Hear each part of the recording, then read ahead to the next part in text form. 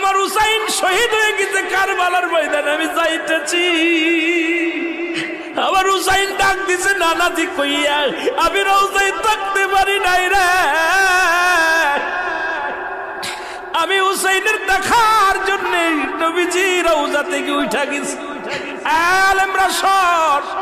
ইবনে আব্বাস বলে আমি স্বপ্নের মধ্যে দেখেছিলাম আমার রাসূল ডাক দে বলে, মক্কা মদিনার মানুষেরা রে আর ঘুমাস না, আর তোরা ঘরের মধ্যে থাকিস না। আমি নবী রওজায় ঘুমাইতে পারি নাই, কান্না সহ্য করতে পারি নাই। ওদিন আমিও ফাতেমার নদীও না আমি সহ্য করতে পারি। আমার হুসাইন যখন ডাক দিয়েছিল না নাজি ইয়া মুহাম্মাদ ইয়া মুহাম্মাদান কই যেদিন ডাক দিয়েছিল রে, সেদিন আমি নবী রওজা থেকে পাগলের মতো উঠে কারবালা পর্যন্ত চলে গিয়েছিলাম।